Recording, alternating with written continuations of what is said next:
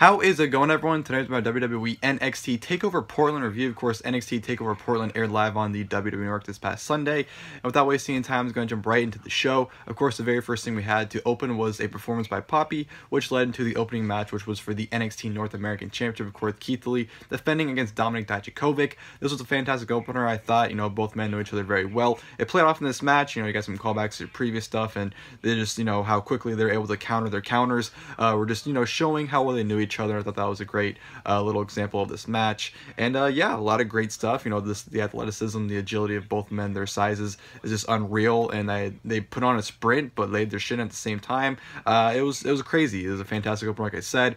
Right from the get-go, Keith Lee, they were kind of, going back and forth. Keith Lee hit a Hurricanrana, which led to Dijakovic hitting a dive onto the outside, which was caught by Keith Lee. Keith Lee actually caught him and threw him up into a powerbomb, but, Dijakovic landed on his feet. So, just great stuff from the very beginning. Dijakovic then hitting a Spanish fly off the top rope at some point for a great near fall. They're just trading blows back and forth. Keith Lee's chopping his chest up like it's nothing. To the outside, Dijakovic hits a springboard senton to the outside onto Keith Lee onto a chair. Just crazy stuff. Both men just go out there and go balls to the walls, and this was no exception. And these two, like I said, put on a fantastic opener.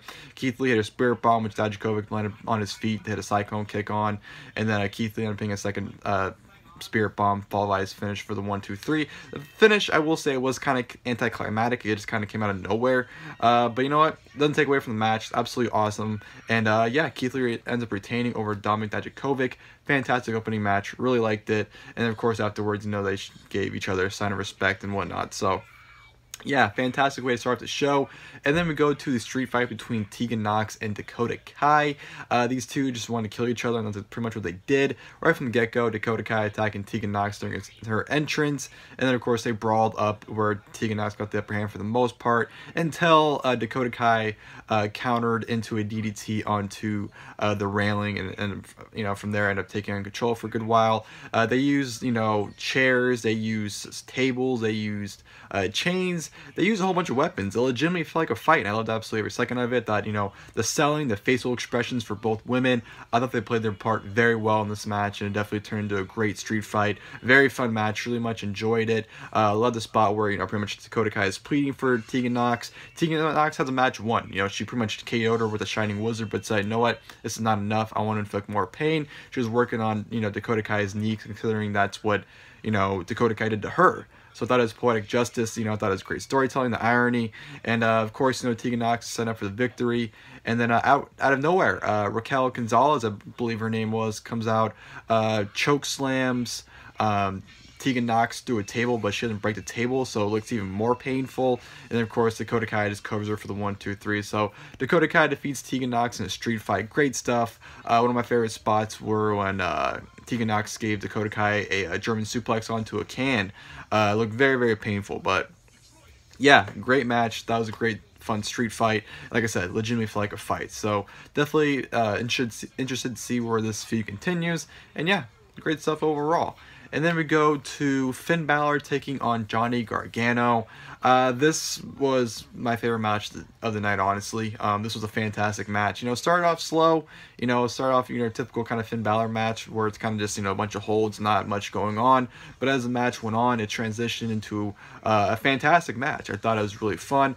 Just the way they were able to transition and counter each other from their maneuvers. It's just everything was so crisp and smooth, and just the way they were sprinting at each other. Just everything about it was fantastic. One of my favorite spots is where Bálor ended up hitting the John Woe drop kick, running through the tables, hitting it on Gargano. Gargano flies into the barricade.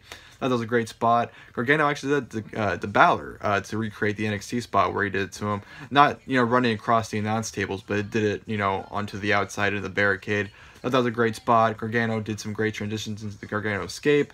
Both at one point hit Pele kicks on each other, or not Pele kicks, but the kicks where they hold the ropes, and do the, what I'm talking about. My mind's going blank what it's called, but you know the spot, the spot. Some near falls, some great near falls, some Johnny Gargano, man, this guy is just another level. How quick he was in this match with Bálor. It was just absolutely awesome. But yeah, definitely the best Finn Bálor match we've had in quite some time. And Finn Bálor pretty much destroys Gargano at the end, ends up hitting a vicious coup de grace, followed by the 1916 for the 1-2-3. So Finn Bálor defeats Johnny Gargano. fantastic match. Like I said, best Finn Bálor match quite some time. The aggressiveness, even the way he pinned him. You know, we kind of just like sat over him with his, you know, hand across his face, pushing him down. The mannerism, everything about the Prince gimmick. You know, him bringing the real shooter back. It's just been fantastic. And then this is definitely, you know, his best showing he's had in quite some time, and just an incredible match with Gargano at TakeOver. So yeah, like I said, started off slow, but then it progressed into a great match. I mean, the match is like 30 minutes long, but honestly, it flew by just like that. So yeah, like I said, my personal favorite match of the night. Great stuff. And then we go to the NXT Women's Championship match. Of course, Rhea Ripley defending against Bianca Belair. This was a really good match. You know, Bianca Belair, I've been pretty vocal. I thought, you know, people have rated her, but I feel like over the last year, you know, especially, she's improved a lot. And you saw in this match, she's very athletic. She was very smooth. You know, I feel like in previous matches, you can tell where she's kind of need improvement on. But I feel like in this match, she held her own very well and probably had her best singles match I've seen her had, at least in quite some time. I feel like her and Rhea definitely had some good chemistry. They had some good spots. You know, fucking Bianca Belair did a goddamn dive into the outside to take out Rhea Ripley. So she was throwing everything at her. And I think Bianca Belair definitely had a great performance against Rhea Ripley. Not taking anything away from Rhea Ripley. She's awesome. She definitely had a great performance in this match as well. But, you know, in terms of me, how I viewed Bianca Belair a year ago to how I view her now, it's completely different, and I just want to give her credit for that. But yeah, I thought it was a really fun match. I thought it was really enjoyable. You know, like I said, Bianca Belair really held her own. She kicked out of the Riptide, which I thought was great, and ended up taking, you know, Rhea Ripley doing up the second rope to Bianca Belair to beat her. So Bianca Belair held her own. But of course, Rhea Ripley retains the NXT Women's Championship. I think everyone saw that coming. But yeah, she retains. Of course, afterwards, Charlotte Flair attacks her and says that she'll see her at WrestleMania. And then she also attacks Bianca Belair for no apparent reason, really. But she attacks her, and yeah, Rhea Ripley and of course Charlotte Flair is official for WrestleMania. I'm hoping it stays that way. There's no reason to include Bianca Belair, so just let it be a singles match. And yeah, that should be a good one at WrestleMania. I'm looking forward to it. But yeah, really good stuff overall. Like I said, I thought between Rhea Ripley and Bianca Belair. From there, we go to the NXT Tag Team Championships. Of course, the NXT Tag Team Champions of the Undisputed Era, Bobby Fish and Kyle O'Reilly, of course, defending against the BroserWeights, Pete Dunne and Matt Riddle. Of course, Riddle come out in the Bro-mobile, whatever he calls it. Cuts a promo, you know, doing the whole, you know, if Bobby Fish could fry fish, how many fish would Bobby Fish fry, whatever the saying is, you know, did comedy stuff, which led into a brawl onto the ramp, into the ring. Undisputed Era pretty much dominated for the majority of the match until Pete Dunne gets a hot tag. Pete Dunne runs wild, snaps Bobby Fish's fingers, as well as he stomps on O'Reilly's hand, which I thought was a great spot. And then, of course, Undisputed Era would work on Pete Dunne for a good while until Matt Riddle got the hot tag. Riddle ran roughshot, hit sentons, hit, you know, some bro to sleeps, hit a huge Goldberg spear, and of course was going for the jackhammer, but it was blocked. Undisputed Era double team Riddle until, of course, Dunne is able to make the hot tag, and then, of course, Dunne runs a shot onto the outside, does, you know, the Daniel Bryan flip, the whole shebang. Just a very fun tag team match. Undisputed Era have been great tag team champions, and they showcased some great matches. It's definitely one of them. You know, the BroserWeights have been my favorite tag team in WWE. Just the way those two have gelled so greatly, so quickly as well, has been unbelievable, and they definitely had a great match against Undisputed Era and ended up winning. You know, of course, BroserWeights and them hitting their finish. And I believe Kyle O'Reilly, but I believe it was Kyle. I don't remember who it was exactly. But BroserWeights hit their finish. 1, 2, 3. Become the new NXT Tag Team Champions. The one thing I liked about this match as well is it wasn't completely predictable. Of course, they had, I believe, like 2 or 3 moments where they played off that, you know, Riddle accidentally speared Dunne or whatever. So they played off that, you know, Undisputed Era was going to capitalize on their mistakes, you know, their inexperience as a tag team. But, you know, obviously they didn't. They just teased it, which I thought was a nice tease. You should always have those in these, especially in these type of situations where it's a thrown together team. You definitely should have those teases if you ask me. But yeah, a lot of fun. BroserWeights become the brand new NXT Tag Team Champions. Very happy about that. Definitely thought it was the right decision. And I'm very excited to their tag title reign goes to. So yeah, Undisputed Era and BroserWeights definitely killed it. Very fun match. And then, of course, go to the main event, which was for the NXT Championship. Of course, Adam Cole defending against Tommaso Ciampa. I thought this was a great main event. Just kind of felt like it went too long. You know, it was one of those matches where it wasn't bad, but it did get to the point where I feel like, okay, this ending stretch is taking forever. Wasn't a huge fan of the finish as well. I just felt like it was overbooked and overdone, and just I feel like it happens like every TakeOver main event, or at least every Adam Cole TakeOver title defense.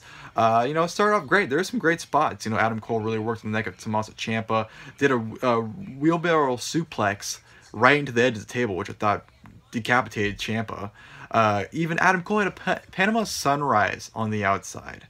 But Ciampa was just still kicking out of everything. He took, I believe, 2 last shots and kicked out of them. Which, okay, the one thing I do kind of dislike about NXT, especially the main events, is I feel like the finishes get kicked out of way too much. Like, it literally, you have to hear your finish, like, legit, like, 5 times to win a match. I think that's pretty ridiculous. You should limit to maybe 2 or 3 the very most, but yeah, having your finish like 15 times win a match, I think it's pretty ridiculous. Ciampa was pretty much, like I said, kicking out of everything. You know, the Yoshikuroshi last shot, anything targeting to his neck, he was still kicking out of some time.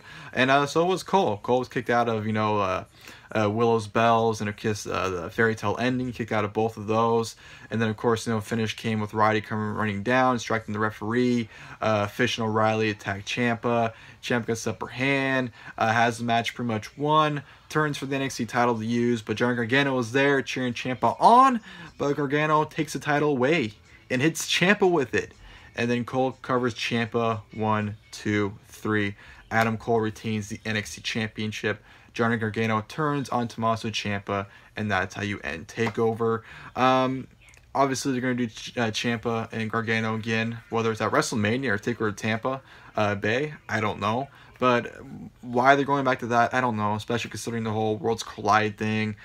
I just don't understand the need to go back to Tommaso or Gargano and Ciampa, but I know it'll be a fantastic match, but I just don't see the reason going back to it. Bálor and Cole is the next thing I can think of for both guys.